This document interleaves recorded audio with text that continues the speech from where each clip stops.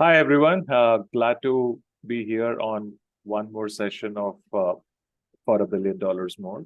Uh, this time I picked up Northeast as a theme. And for a lot of us, Northeast India or the Seven Sisters is a largely unknown region, very minimally understood. Many people, including myself, to be very honest, don't even remember the names of all the capital cities of these states. And the business environment and the startup ecosystem is, even lesser known, so to say. I had the privilege of knowing Arindam, who's from Assam, and I thought, let me just pick his brains and ask him to share some details about this space. Welcome, Arindam. Maybe you can start with just a brief introduction about yourself. Yeah, thank you so much, Ram, for the lovely introduction and also having me on board. Uh, First things first, we're no longer seven, we're eight. So Right. Sikkim's part of the family now. So we're seven sisters of Northeast and Sikkim. Secondly, I have been working in the finance banking space for around 7 years. I was at Dakota Group. Left that somewhere around 2013 to found Arohan Foods with my partners. Annabelle and Rana. We work mostly in the animal husbandry space for around 5 years till demonetization was there. Animal husbandry in Northeast operates in and around cash. So that was the first hiccup. And we had the African swine fever that hit us a few years later. So that sort of helped us, widen our horizons. COVID and ASF actually helped us widen our horizons. And as of now, we work in 6, 7 verticals, including training, a little bit of consulting for the government agencies. Work is spread across Nagaland, Assam, Arunachal, and Sikkim, primarily 4 states. In terms of education, I have a bit of chemistry in me. I have a little bit of management, a little bit of financial planning.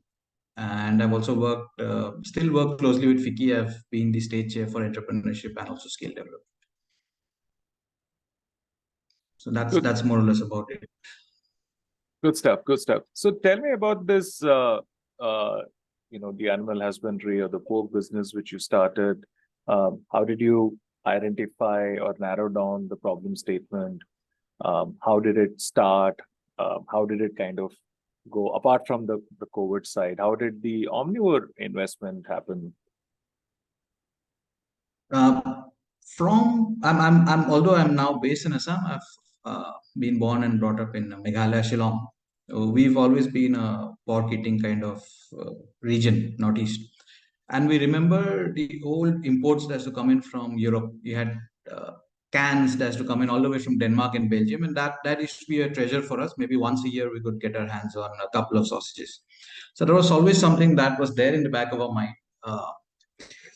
My partners and myself, we kept discussing on and off during our jobs. He was with Tata Chemicals, I was in the banking sector. Is that something that can be scalable, also has a little bit of impact? Also, impact is a word that's thrown around easily nowadays, but it was generally at somewhere in our hearts that we want to make money. We'll always be a for-profit company, but it will not be at the cost of taking somebody's lunch money. So that was always something that we had clear in our minds. And we saw in terms of opportunity, in terms of raw material availability, in terms of lack of indigenous local brands, people who actually understood meat, that there was a space, there was opportunity, and there was consumers. 3 things that we felt required. And we also had the National Research Center for Pig, ICR, the foremost research agency in the country working around pigs here. So we got the first break there. We had the opportunity to use their slaughterhouse, their processing center, and do trial runs. Products were there across Northeast. That's when one of the, I would say, interns slash scouts for Omnivore was here looking for companies. I think, and Agri, they also had people looking at Northeast and see, what's on. So Mark and Jinesh both, I think, were, let's say, brave enough to send somebody to the Northeast to look for someone. The first time we met them was at a Wilgrow platform down south. And then I think Mark made the journey here. We met him during one of his guest lectures at IIM Shillong. And it took off from there. Well, Jinesh never tasted our product. Mark was a fan from day one, and I think that sort of pushed the deal through. Right, right, right. I think Jinesh stays away from the non-vegetarian side of things. I've heard from multiple other Absolutely. founders as well that it's good that they have, two partners. So good stuff. Yeah, they have And the spectrum covered. yeah, they have the spectrum covered. Absolutely, absolutely. So just curious, when you had VC funding and your initial focus was, of course, Northeast as a market. That's what you understood well enough. Was there some interest from the investment community? Hey, why aren't you in Bombay, Bangalore, and stuff like that? That was on one of our goals from day zero. Even if you look at the market now, apart from generic brands like Assam Silk and Assam Tea, you'd be hard pressed to find something that's manufactured in a unit in Northeast and that retails across India. So, we sometimes have a sad joke amongst ourselves that we may be one of the companies to have lost money in 22 states from Northeast India. So we've done that in months. The only Wow, company perhaps. So at wow, one point of time, we stretched network all the way from Chandigarh up north to Andaman down south. From one really? unit in Guwahati, we covered all these locations. From Guwahati all the way to Andaman? Wow, wow. And the Barefoot Resort in Andaman and 5 stars in Chandigarh. So everything, sort of that. That's where we probably also were a bit too stretched, a bit too thin, which is something, one of the learnings that everybody from this region has to pick up. The investors also were, keen that our products are there because Omnivore always having been backed by initially by the Godrej Group. So we also had our products across the Nature's Basket chain in India. So that was one of the key, distribution channels that we used. We had our Nice. products in Spencer's, Nilgiris, Max, Oshan. So none of the major retail chains were out of, our purview. And that also shows the quality of the product is that all of these guys have their QC in place, have their baselines in place. Dorabji is in Pune, one of the landmark stores down in Maharashtra. So all of these places approved our products. They had our products. They carried our products for a long time, 5 to 6 years. So yes, it was a structured decision, but like we said, I'll give you a couple of examples. Distributor in Delhi, once a product was at the airport, said कि सावन का महीना शुरू हो गया अभी non-veg का काम 1 महीना नहीं करेंगे. So we had that. And again, we are the only company from Northeast India to lose money when Chennai floods happened. So the distributor in Chennai said, which was right to a point, that there's no power for 7 days, so all the stocks destroyed. So very decently large chunk of money was lost overnight because there were Chennai floods. But again, we remain the only company probably from Northeast to have that claim. So we have multiple examples like that. Key challenge from working from a single location in Guwahati and trying to handle channels in Delhi, Bombay, Bangalore, Hyderabad, Pune, Chennai is one of the key learnings, a challenge. And the other thing is, although we went pan India, we had a single basket, and it was very small basket. Pork hi tha. Although we did chicken, because of our association with pork, you could never get a halal certificate for chicken. So chicken was never mainstream. So the small basket to be carrying all the way from Chandigarh to Andaman. So the plans are still there, networks are still there. We're working on a multitude of products from Nagaland, from Arunachal, from Assam, from Sikkim, which probably in the years to come we'll be able to not take all the risk ourselves, facilitate, help other clusters, help farmers, help other entrepreneurs take their products across the same channels. That the plan still exists. Yeah. Good stuff, good stuff. And being in the ecosystem, I keep bumping into a lot of food-based entrepreneurs and startups, and all of them struggle with distribution. How do I convince people to store my product? So if you had scale to such a large level, all the biggies holding your stock and being present in 22 different states, that's brilliant.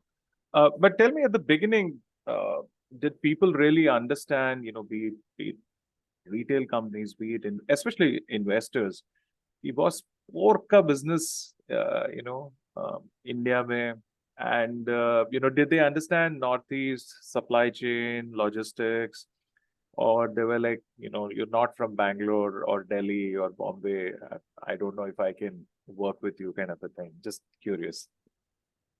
So we, in terms of markets and also in terms of challenges, we surprisingly we didn't face it so much, or maybe just it was the exposure of the team having worked, with companies like Tata and Kotak and having spent time outside.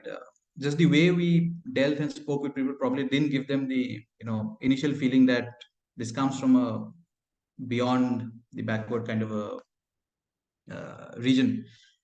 But the key learning and challenge, and what we actually faced was this veg non-veg culture. This happened all the way. Even we convinced Reliance to stock our products in a couple of states. So not Bengal, which is Sikkim and Darjeeling and all, and Assam, we had permission, and apparently it got picked up in their AGM. Ki, "Arey, pork bechoga." So Wow. that's we went to Reliance and presented and convinced them. But this is only anecdotal. I was not there in the AGM, but what I hear is people stood up and said, "Ki, pork bech rahe ho abhi."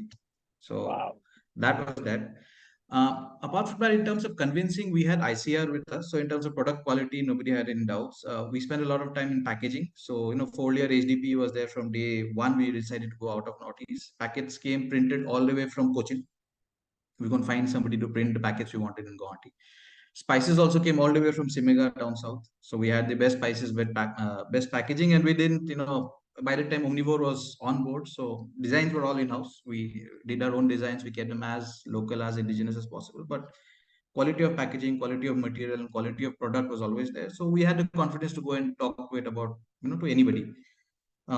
Chefs from Oberoi, one of the only hotel chains in India who's willing to pay extra bucks for their, I am saying this on open network. Hotels में F&B से पैसा बनता है. Oberoi is one channel I found where they're willing to pay extra for produce. Even they appreciated the products. The chef now is no longer at Oberoi. He started his own, own stuff, but he helped us along the way. So again, coming back to your question, apart from the fact कि कैसे भेजोगे, we said let us worry about that. We'll get your product at -18. In terms of quality, in terms of where you're coming from, not so much. So the business side, there wasn't much of a challenge. But apart from Omnivore, other investors, I'm sure you would have spoken to a few more. Did they understand? Did they question? Just We also have on board C40 partners, so the Dutch guys. So we have them on board as the second investors. And unlike many stories, even from Northeast, where we have 50 investors से मिल लिए, एक ने भी पैसा नहीं दिया. We had our first domestic investor. We met, we pitched, we got the money, and the first international investor we met, we pitched, we got the money. So at one point of time, it was probably too easy. अरे यार pitch करने से हो जाता है. literally, मैं वो Probably अभी not, सोच रहा but था, yes. आपके पाँव कहाँ हैं बता दो types, We pitched to one minister and he got the money. It's like almost unheard of in the startup community. Yeah. Very nice. I think then even the headwinds were there is in terms of the numbers without ASF, the numbers are always strong. It's just that something, you get a disease just like COVID, just like COVID hit humans.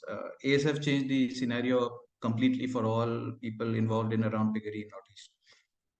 Distribution was always a challenge. So, you kept varying percentages between mainland India and Northeast India.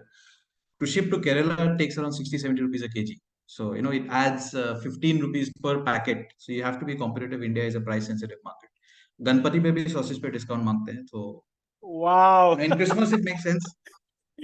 But even in Ganpati and Durga Puja, we've given discount on sausages. So, that's how competitive, price sensitive India is. But having said that, again, distribution was a key challenge. But apart from it, in terms of convincing people, in terms of convincing investors, or in general, I think not so much. Good. But we were lucky. We were lucky in terms of our education that our parents gave us, in terms of the exposure that we have. I think it's not so simple for everyone. And sometimes people get asked questions. One question, they must have worked harder than us, but get asked one question from the investor, and they're stuck. We had the advantage of one person being in exports. We had the advantage of one person being in finance, and that also probably gave confidence to the investors that these guys understand the team. So the other challenge of Northeast is सबको proprietary business करना है. That Malik ban ke rehna hai, so that challenge is there. And only once you get investment, they'll convert into a company. We're always open that investment mile nahi mile, we'll run it as a corporate, run it as a company. Tell me about the overall macro market dynamics of Northeast? You know, how large is like the GDP there, and you know, what kind of businesses, especially startups, are doing good work there? I mean, is it the Flipkarts, is it the Meeshos, or is it, I don't know, EV rentals? Just trying to understand that Uh, region which we don't understand much. I think you'll probably be surprised or amused to hear I'm also doing my PhD around this subject, how incubators actually help startups in this region. Wow. But I don't have the GDP numbers on hand. What I do have is your population numbers, which makes us roughly around the 44th largest country in the world. So Northeast Akela pakad loge, then it's a top 50 country in the world. So in terms of consumption, most people would like to group it as one. So if you look at that, anything that does with you know deep pockets and consumers tend to do well. Brands tend to do well. You'd have some of the best performing Nike and Adidas franchises in this region. Retail stores in Shillong, Guwahati, Dimapur, Kohima would have shelves full of as many international, especially Southeast Asian products as would any fancy store in Pune and Delhi be. So, we here are used to paying 100 rupees for a pack of chips and 200 for a piece of cracker. That consumer base is there. Uh, what happens is overall GDP numbers do get a bit diluted because you don't have large industries, and a lot of the transactions happen remotely. A lot of the head offices are in Calcutta.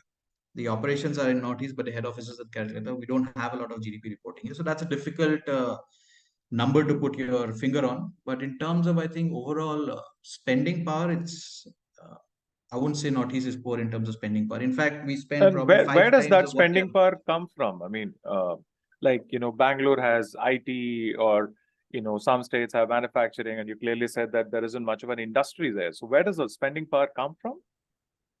So on average, the tribal states are were rich in timber and land. A lot of it comes from royalties. So interesting fact would be that I'm not an expert on geopolitics and the exact way it works, but a lot of the coal that's extracted from the lands of Meghalaya, part of the royalty is actually retained by the people on whose land the coal is being extracted. So unlike other regions where sarkari ho jata, so it's very much clan owned, community owned. So even the timber is being harvested, a part of it would be going to the community on whose land the timber is being harvested from. In most other cases, it goes directly to the government. That's that. The other thing that helps is, even though corporates are less, because the states like Sikkim, Mizoram, Nagaland, population is not huge, the large percentage of employment is in the government sector. Hmm. तो उसमें आपका salaries are at par. In fact, people get hill allowance, difficulty allowance मिलता है यहाँ पे काम करने के लिए. People that come in from outside. Uh, the other thing that also helps probably is for all the people domiciled in their place of origin, there's no income tax. So, government servants who don't pay income tax for the last 70 odd years, आप उसका एक cumulative effect compounding कर लो. That's Absolutely. their additional family assets that everybody has. घर में एक भी आपका सरकारी employee है, then that's a compounding family asset that you You said you are have. from And banking, you right? have your, yes, yes, from banking. I can clearly see the math. Monthly house hold income के ऊपर SIP लगा के IRR multiply करके देख लो कितना spending power आ जाता कितना है है. वो देख लो. And you have your ONGCs, Oil Indias, railways, army का बहुत बड़ा ये है, so दस्ता है. So all that I think somehow adds on. And a state as large as Arunachal Pradesh has roughly 15 lakh people. One person, per 17 square kilometers. So उसके लिए बन जाता है. There's enough natural resources to sustain him.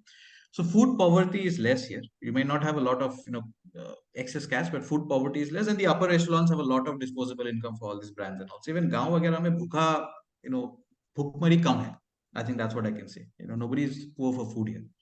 Nice. You know, you talked about like premium brands and consumer brands, and you know, enough scope for that. Anything like on the other side that boss ये model तो यहाँ बिल्कुल नहीं चलेगा. I don't know, vegan business or something like that. That's the low lying fruit. Yes, vegan is one. But I think anything that depends heavily on large scale logistics is always going to be a challenge. Got it. Because even for tea, even for everything frozen that comes in from outside, बाहर से आपका सब अतामुल से लेके medicine तक बाहर से आ रहा है. The trucks are still now going back empty. So that's one way challenge. And if you're bringing in something, processing and sending it out, just like Ludhiana can actually do it, or South are actually doing it, importing products and processing and sending it to across. That sort of business model is not yet viable in Northeast. Got it. Got it. Uh, how is the startup ecosystem? You already mentioned that you're part of Fiki, and you also heard Mark speak at an IIM talk, so to say. How's the overall ecosystem? Which incubators are doing good stuff? What are the places where people network and they actually get benefit out of it, not just हाँ ठीक है यार जाके कुछ खा P के आ गए types. So I won't really go to the extent of commenting who's doing good and bad. That's part of my study in the PhD space. But you have a ton, I'll actually see a ton of incubators coming up across the region. We have around 4 or 5 ABIs that's there with the large research institutions. We have a biotechnology incubation park. We have one at the IIT at Tech Park. Um, the Assam state-run incubation center is called Nest. So they've done it in association with IIM Calcutta Innovation Park. The ecosystem in Nagaland is quite strong, and the ecosystem in Meghalaya also is quite strong. I think the CM of Meghalaya, Conrad Sangma, he takes personal interest in startups. So at least that's the feel we get from meeting him and whatever interaction we've had. And I think it's also showing in the kind of products and packaging and overall confidence level in the people working in the space that's come out. So they've recently now launched, I think, India's first fruit wine incubation center. So that's something you can check out next time here. Something that probably 2 or 3 more states in Northeast should look to do. And in terms of success, you have a lot of food and agri-related companies that are doing well. You have a couple who are in the sustainable construction space who are doing well, and tourism has probably, according to me, top 2 or 3 potential in the Northeast to really go big international. One of our friends, you met him while you were in Arunachal, the Zero Festival. So just done the 10th anniversary festival here with around 15,000 odd people, and guests from I think 15 to 20 countries. So models like that, where you have a brand which is now international, they're working with the cultural attaches of Israel, Germany, France, UK, Wales. So stuff like that have a lot of, I think, potential to catch on, because we keep saying we are organic, we are natural, but I'll tell you, in terms of selling products, when you go and try to sell a product to a chef or a floor manager, उसको natural organic से most time से कोई लेना देना नहीं होता है, उसको सिर्फ मार्जिन और डिस्काउंट पे लेना देना होता है एंड स्कीम पे लेना देना. So I think that only works when you looking at high end tourist. Your organicness, your cleanliness, Right. Your air quality works when you're looking at quality tourist. But the Indian consumer is still, unfortunately, we're stuck in taka and discount. Most of us, not all, but most of us, yes. Right. So you mentioned a couple of businesses or business models. Any specific startups, who are kind of making big? Bobby was great to meet, and apart from the big festival which he's running, which is a topic of personal interest to me, what I found really amusing was that he was the local guardian for all those 15,000 tourists coming in, so to say. But that apart, from a startup activity space, that this startup or this kind of business is really scaling. There's like adequate funding coming in. Any interesting stories for mainland India to learn?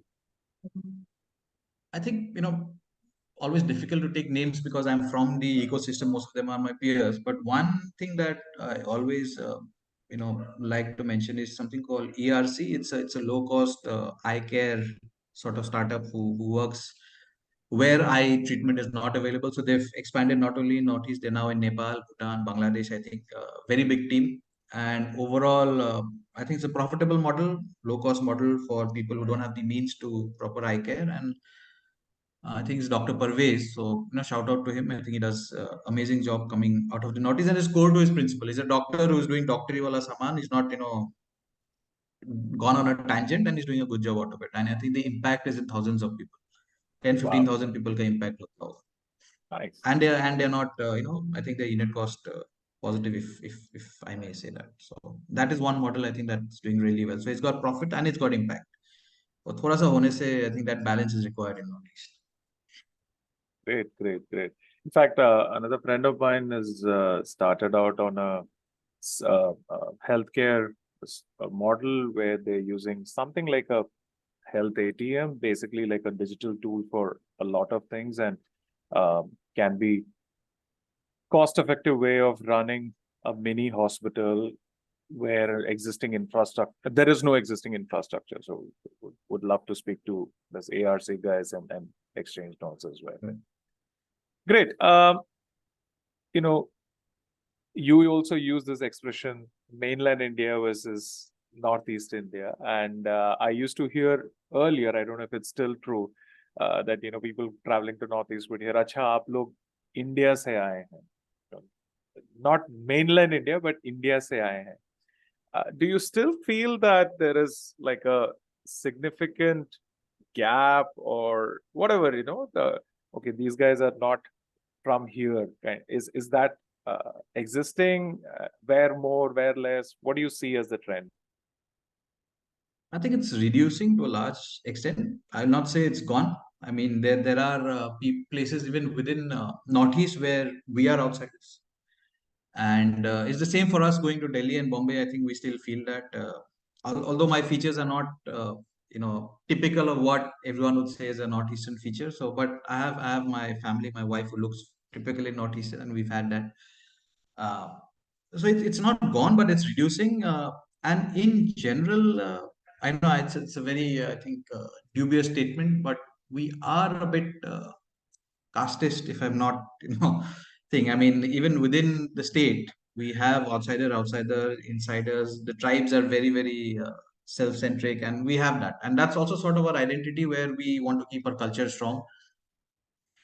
But in Meghalaya, somebody from Arunachal would probably be an outsider. In Nagaland, somebody from Assam is probably an outsider. Unfortunately, it's there in 10-15% of the cases. You would feel that. So ऐसा नहीं है कि नहीं है. The spade has to be called a spade sometimes. So it's Sure, there. sure. But does it affect business environment to a large extent? I mean, you mentioned there's a strong startup ecosystem. People are trying to do different things. Does that really impact? I mean, like one of my friends, his wife is from Shillong, and he was trying to start a restaurant business with a local there. So this guy was, not from Northeast, but his partner was from there. But still, he ran into some troubles. So I'm just trying to understand, one-off cases hai, yeah, by and large, if you don't have a strong local director or promoter or whatever it is, it's a challenge to scale things here. I wouldn't say it's a problem localized to Northeast India. I think if tomorrow I want to start something in Punjab, I need to have somebody from Punjab with me, and it's the ratio of challenges would be the same. I think he's been slightly unfortunate. We worked in Shillong, we worked and presently working in Nagaland, Sikkim, and Arunachal. So no such incidents with us. But yes, we do hear examples, and I think कल मेरे को केरला में जाके काम करना है, तो I'll face the same level of challenges. So that I think India being so vast and so varied and so diverse, I think we need to have somebody local to understand, and just at the risk of not disrespecting somebody without knowing the customs. I think that itself makes a strong local partner a necessity. Sure, sure. Got it, got it. And, did the Manipur unrest cause any problem for like the rest of the states, wherever you're operating, or for that matter, overall Northeast startup ecosystem, or it's not affected your lives outside that state? We all feel for them, but having been traveling across Northeast for the last 6-7 months, almost the duration which this conflict has gone on, surprisingly hasn't really spill over. We have spillover a little bit in Mizoram and Nagaland, but whatever is happening definitely needs to stop. But in terms of the overall challenge to the ecosystem, no such major hiccups have come. In fact, I see invites from a few startups in Manipur who are still doing their online talks and they're still Oh, doing their nice. online meets. So they're trying to keep things going. And something strange, I've noticed as part of the overall research that I'm doing, and is that in the last 6 months, the number of startups being registered in Northeast across states have gone up around 500%, including Manipur. In 6 months, 5x. Yes, so how I do this is, if you are registered on a DPIIT platform, you can actually go in and look for connects. Hmm. So if you select Assam and you select locations, you can select you can see the list of startups that registered there.